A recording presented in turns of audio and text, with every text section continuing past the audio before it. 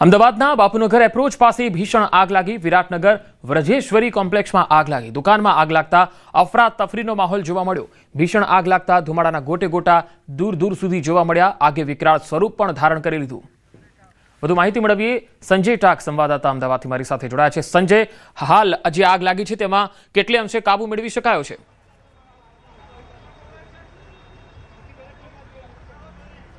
पंकज जे छे हूँ सीधा दृश्य आपने बतावीश। विराटनगर विस्तारनो आ व्रजेश्वरी कॉम्प्लेक्स है ने त्या सवारे 9 वाग्यानी आसपास जे छे ते आगनी घटना बनी हती।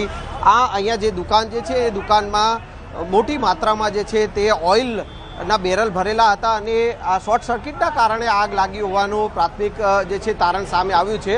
અને આ જે આગની વિકરાળ એટલું સ્વરૂપ હતું કે આસપાસની 18 થી પણ વધુ દુકાનો જે છે તે આગની ઝપેટમાં આવી ગઈ હતી અને હાલ પણ અત્યારે આગ પર જે છે તે કાબુ મેળવવાનો પ્રયાસ કરવામાં આવી રહ્યો છે।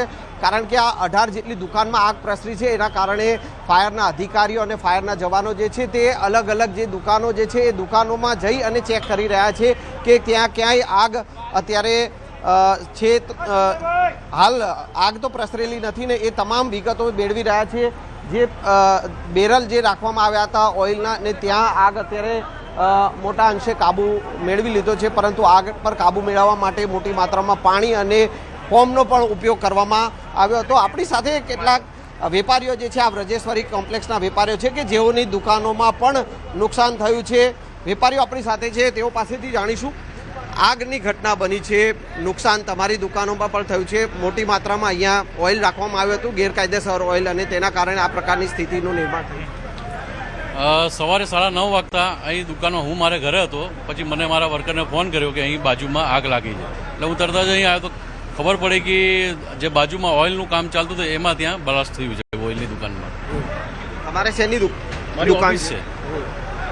શેની ઓફિસ છે અને નુકસાન? મારા લાઇઝનિંગની ઓફિસ છે અને બધું ત્યાં મારું એસી ને અંદર હવે ઓપન થાય તો ખબર પડે કે શું નુકસાન થયું છે મારું। શું કહેશો, આ આગની ઘટના બની છે, આ પ્રકારનું ગેરકાયદેસર ઓઇલ રાખવામાં આવ્યું તો એના કારણે આગ પ્રસરી છે। કોમ્પ્લેક્સમાં ફાયરની પણ સુવિધા નથી? ફાયરની સુવિધા નથી એ વાત સાચી છે।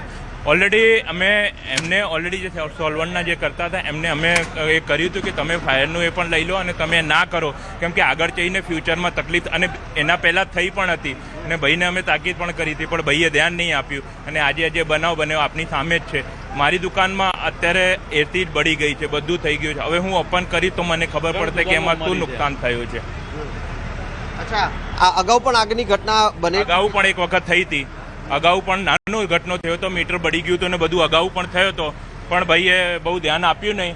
પછી અમે કીધું કે ભાઈ તમે આ ના કરો તો સારું કે ખોટું આજુબાજુવાળાને હેરાન। આજે આ વસ્તુ બનાવ બન્યો ને તમારી સામે છે કે અમે બધા હેરાન થઈ ગયા છે બધા। આજે વેપારી છે, તમારે શેની અહીંયા દુકાન હતી અને શું? ફેબ્રિકેશનનું કારખાનું છે બાજુમાં, અને આગ લાગી 9 વાગે। મોટી માત્રામાં ઓઇલ અને કેરોસીન એ બધું એની દુકાનમાં હતું અને શોર્ટ સર્કિટથી આગ લાગી। જાણ કરી ત્યારે અમે ફાયર બ્રિગેડને જાણ કરી તો ઘણું બધું 18 દુકાનને નુકસાન થયું દેખાય છે બધું। આપણે વેપારીઓએ તંત્રમાં રજૂઆત કરી છે કે આ વેપારી જે છે તે ગેરકાયદેસર આ રીતે ઓઇલ રાખે છે કે? અનેક વખત રજૂઆત કરી પણ હવે તેની રીતે ચલાવતો હતો। અધિકારીઓએ કોઈ કાર્યવાહી કરી ચૂક્યા છે અગાઉ જેને આપણે રજૂઆત કરી? લેખિત અમે કોઈ જાણ કરી નહોતી ક્યારેય, અને અગાઉ આગની ઘટના બની તેમ છતાં એને કોઈ પ્રકારની કાર્યવાહી થઈ? એ ત્યારે નોર્મલ હતું, એટલું બધું હતું નહીં, પણ આજે વિકરાળ સ્વરૂપ લીધું પછી।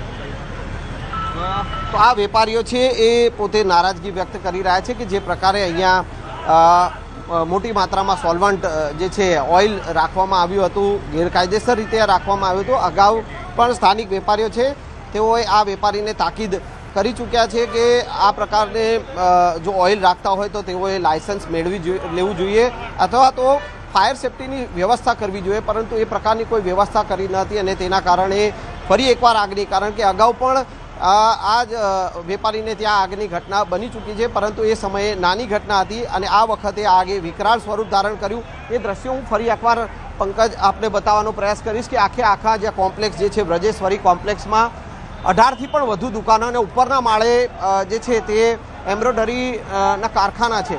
તો એ આગ વધારે પ્રસરી હોત તો વધારે નુકસાન થયું હોત અત્યારે પણ ફાયરના જવાનો જે છે એ તમામ દુકાનો જે બંધ હાલતમાં હતી પરંતુ ત્યાં આગ પ્રસરી હતી તો એ તમામ ચેક કરવામાં આવી રહ્યું છે કે ક્યાંય આગ અત્યારે ચાલુ તો નથી ને, કારણ કે તમામ આ જે દુકાનો જે છે તે બળીને ખાખ થઈ ગઈ છે.